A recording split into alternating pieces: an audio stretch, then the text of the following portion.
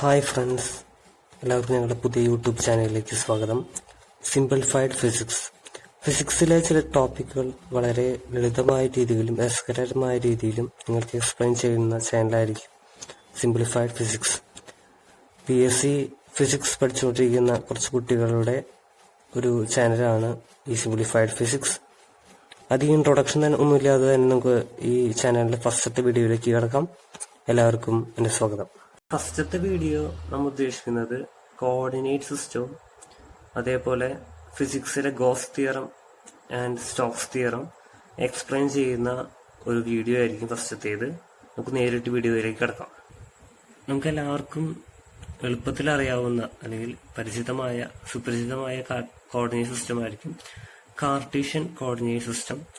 അതിലൊരു പോയിന്റ് നമുക്ക് എക്സ് ആക്സിസും വൈ ആക്സിസും സെഡ് ആക്സിസും ആണ് ഉണ്ടാവുക. ഒരു സ്പേസിലെ പോയിന്റ് നമുക്ക് അതിൽ എക്സ്പ്ലെയിൻ ചെയ്യാൻ നമുക്ക് 3 കോർഡിനേറ്റ്സ് ആണ് ആവശ്യമുള്ളത്: X and Y and Z. നമുക്കത് എല്ലാവർക്കും സുപരിചിതമാണ്. ഒരു പോയിന്റ് എക്സ് വൈ സെഡ് ആണ് നമ്മൾ എക്സ്പ്ലെയിൻ ചെയ്യുന്നത്. നമ്മുടെ മെയിൻ ഫോക്കസിങ് ചെയ്യുന്നത് കർവ്ലീനിയർ കോർഡിനേറ്റ്സിന്റെ ഫാമിലിയിൽ വരുന്ന സ്പെരിക്കൽ പോളാർ കോർഡിനേറ്റ്സും സിലിണ്ടറിക്കൽ പോളാർ കോർഡിനേറ്റ്സുമാണ്. നമ്മൾ നേരത്തെ കാർട്ടീഷ്യനിൽ പറഞ്ഞ പോലെ ഒരു പോയിന്റ് കാണിക്കാൻ എക്സ് വൈ സെഡ് എന്ന 3 കോർഡിനേറ്റ്സ് വേണ്ട പോലെ ഇവിടെ ആർ, തീറ്റ, ഫൈ എന്ന് പറയുന്ന 3 കോർഡിനേറ്റ്സ് ആണ് ഒരു പോയിന്റ് നമുക്ക് എക്സ്പ്ലെയിൻ ചെയ്യാൻ വേണ്ടി ആവശ്യമുള്ളത്. തീറ്റ എന്ന് പറയുന്ന ആംഗിള് സെഡ് ആക്സിസിൽ നിന്ന് റേഡിയൽ വെക്ടർ ആർ ഉണ്ടാക്കുന്ന ഡൗൺവേർഡ്സിലുള്ള ആംഗിളാണ് തീറ്റ. ഫൈ എന്ന് പറയുന്ന ആംഗിള് ചിത്രത്തിൽ കാണുന്ന പോലെ തന്നെ എക്സ് ആക്സിസിനെ റൗണ്ട് ചെയ്യുന്നുള്ള ആംഗിളാണ് ഫൈ.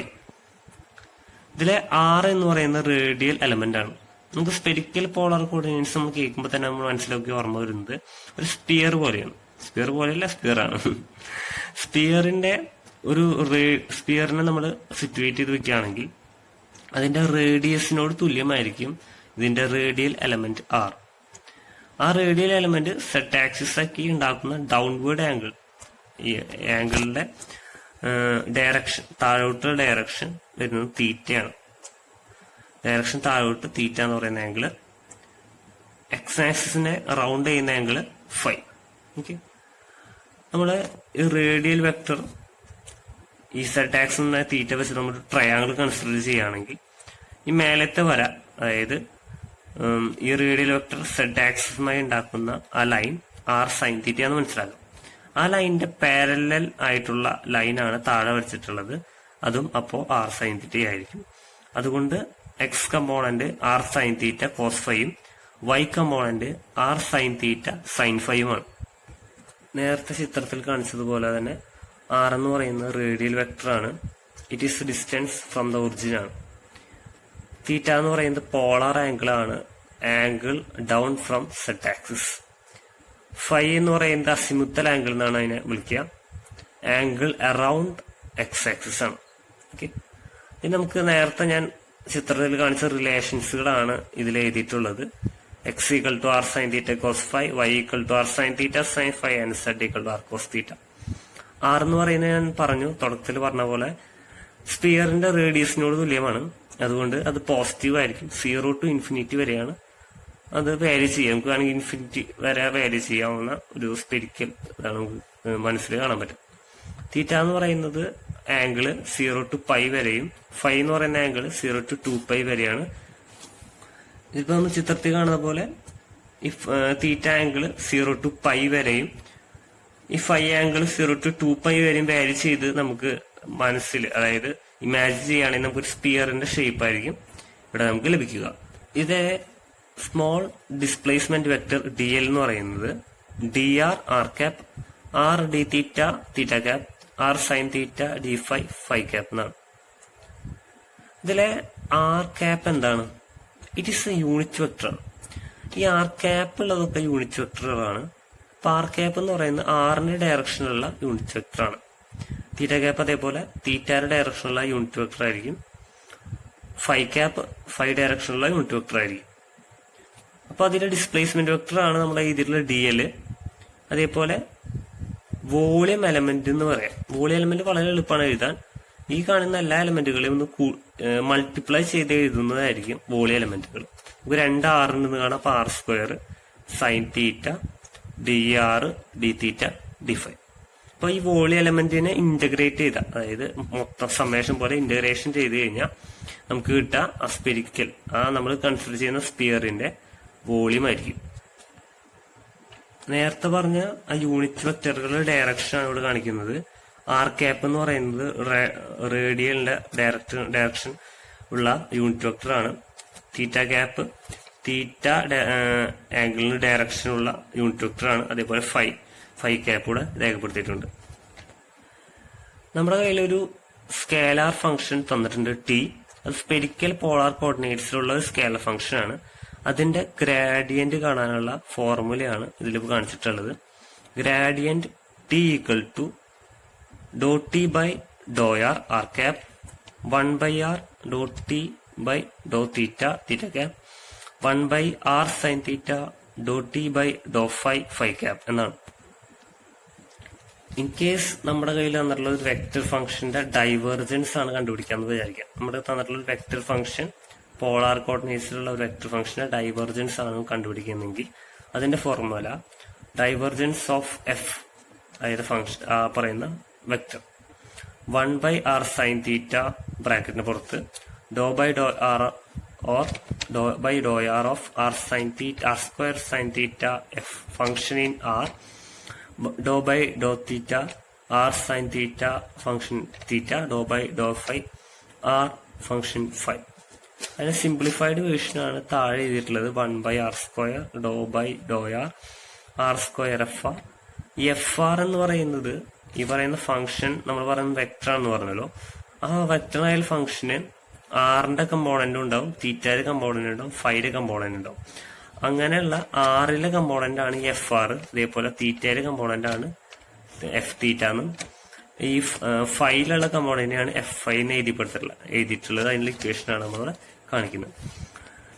അപ്പൊ നമ്മുടെ ഫിസിക്സിലെ മെയിൻ കേസുകളിൽ നമ്മൾ ഉപയോഗിക്കുന്നതാണ് ഈ സ്പെരിക്കൽ പോളാർ കോർഡിനേറ്റ്സ്. നമ്മളിപ്പോ അതായത് ഒരു ഇലക്ട്രിക് പൊട്ടൻഷ്യൽ ഒക്കെ കണ്ടുപിടിക്കാനായിട്ടുള്ള ഡെറിവേഷനുകളിലും ഒക്കെ നമ്മൾ ഈ ഇലക്ട്രിക് പൊട്ടൻഷ്യൽ ഡെറിവേഷനൊക്കെയാണ് മെയിൻ ആയിട്ട് നമ്മൾ ഈ സ്പെരിക്കൽ പോളാർ കോർഡിനേറ്റ്സ് ഉപയോഗിക്കുക. നമുക്ക് അടുത്തതായിരുന്നു നേരിട്ട് മൂവ് ചെയ്യാനുള്ളത് സിലിണ്ടറിക്കൽ പോളാർ കോർഡിനേറ്റ്സ് ആണ്.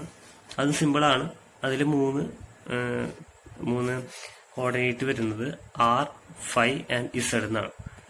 നമ്മൾ നേരത്തെ പറഞ്ഞ പോലെ നമ്മൾ സിലിണ്ടറിനെയാണ് മനസ്സിൽ കാണേണ്ടത്. സിലിണ്ടറിക്കൽ പോളാർ കോർഡിനേറ്റ്സ് ആലോചിക്കുമ്പോൾ ഇപ്പൊ സിലിണ്ടറിനൊരു റേഡിയസ് കാണുമല്ലോ അടിയിൽ.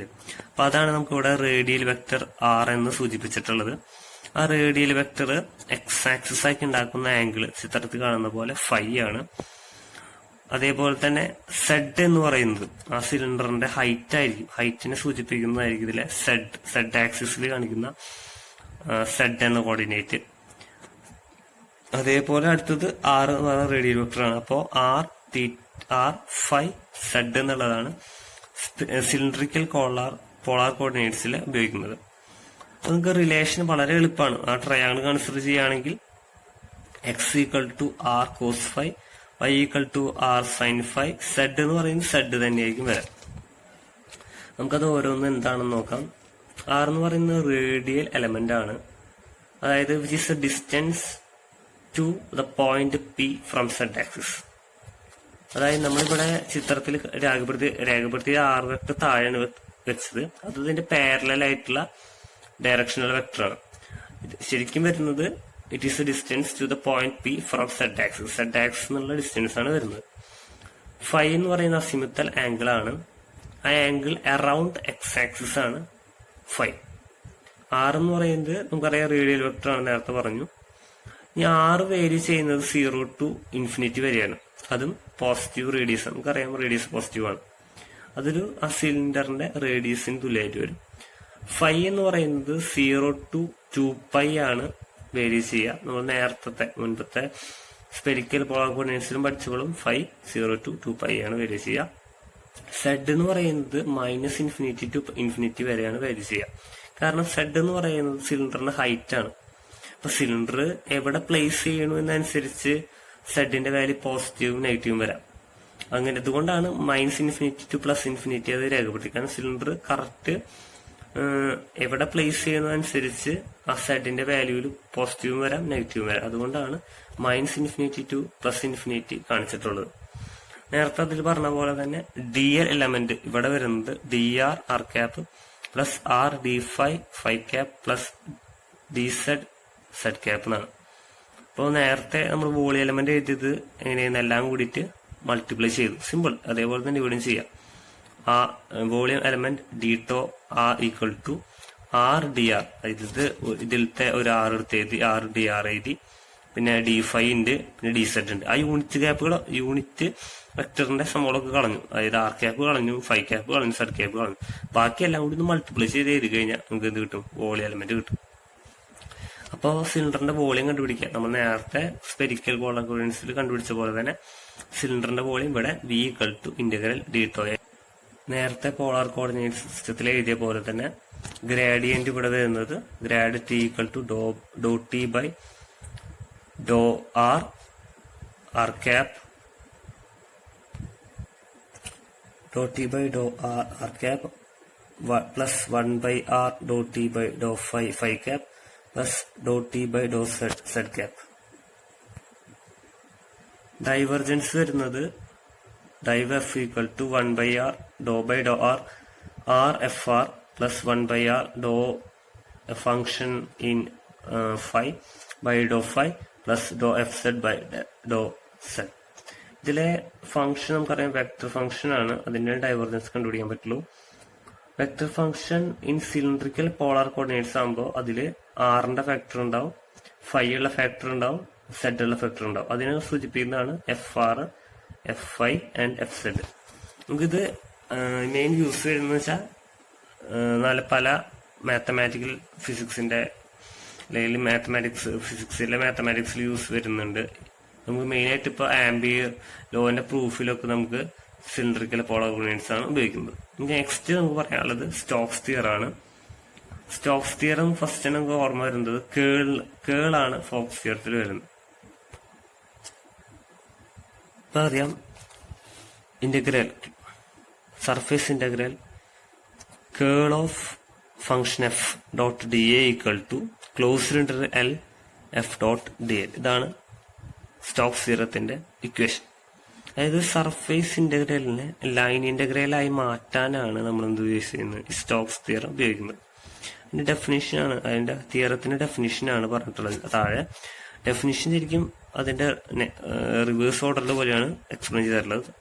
The line integral of vector function along the boundary of the surface equal to the normal surface integral of curl of vector function over surface enclosed by the boundary.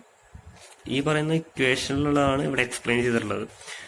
Line integral of the function, അതാണ് ഇവിടെ line integral of the function along the boundary of the surface. അതാണ് ഈ closed integral of closed line integral of dot dl എന്നുള്ളതാണ് ഇത്. The line integral of vector function along the boundary of the surface which is equal to the normal surface integral.